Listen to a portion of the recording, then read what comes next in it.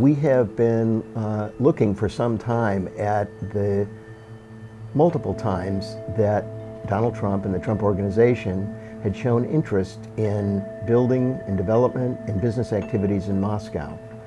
But it was only over the weekend that, thanks to my colleague Carol, that we got confirmation of a real active discussion of quite an ambitious project in Moscow that continued months after Donald Trump announced his candidacy for President of the United States. This project that they were contemplating in Moscow was to be one of the tallest buildings in the world.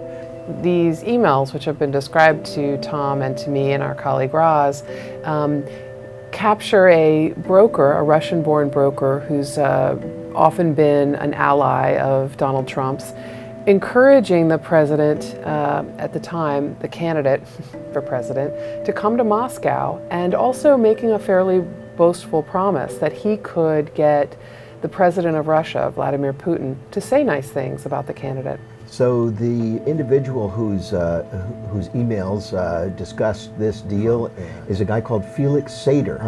Felix Sater, though, has quite a fascinating past.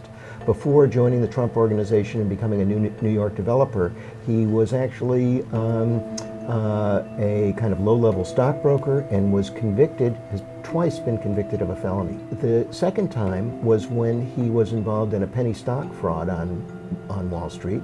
Once again, indicted, convicted, but then he gets his sentence commuted effectively because he provides an enormous service. We don't know precisely what it is, but an enormous service to the U.S. government.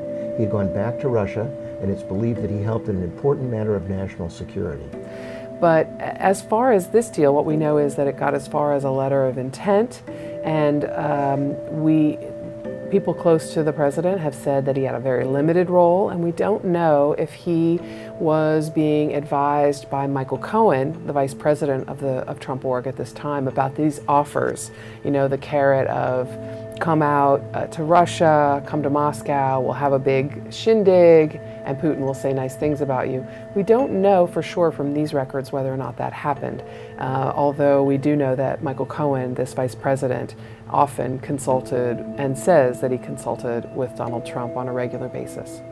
So we had Felix Sater, who we talked about a moment ago, who's known Donald Trump and been a partner with him in some significant business deals, including the Trump Soho, and Michael Cohen, a longtime advisor, worked for Donald Trump for a decade, and since Cohen has left the Trump Organization, serves as a kind of private outside lawyer to Donald Trump. So these are not insignificant figures in the Trump world.